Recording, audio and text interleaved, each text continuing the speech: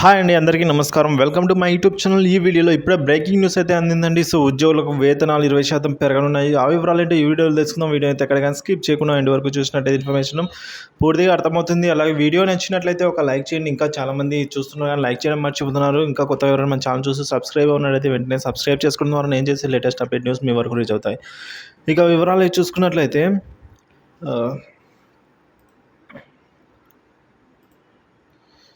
కంపెనీలో సీనియర్ లెవెల్లో ఉన్న ఉద్యోగులకు ఈ ఏడాది సగటున 20% మేరకు వేతనాలు అయితే పెరుగుతున్నాయండి. సో పెరగవచ్చనైతే Michael Page India salary guide అయితే ఈ విధంగా నివేదికలో వెల్లడించింది. సో 2024 సంబంధించి ఎవరైతే కంపెనీల్లో సీనియర్ లెవెల్లో ఉన్న ఉద్యోగులందరికీ కూడా 20% జీతాలు అయితే పెరగనున్నాయి.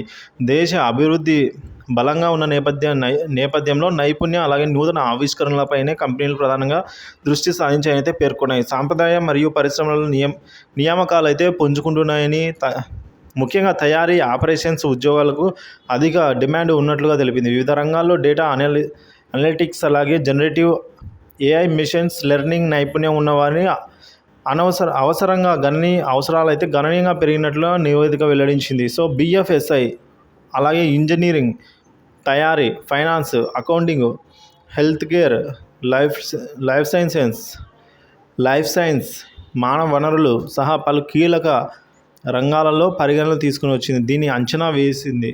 సో దేశీయ పెట్టుబడి బహిర్గత అంశాలపై ప్రభావం లేకపోవడంతోనే దేశం 6% వృద్ధి రేటు ఆధారపడి ఉందని అయితే పేర్కొంది.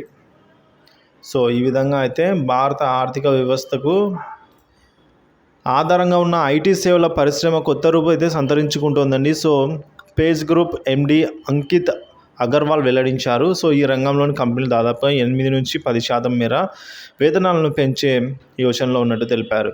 కన్జ్యూమర్ ఉత్పత్తి, ప్రొడక్షన్, ఆర్థిక, ఆరోగ్య సంరక్షణ పరిశ్రమల్లో దేశీయ పెట్టుబడులు అయితే వెల్లువెత్తుతున్నట్టుగా ఆయన పేర్కొన్నారు.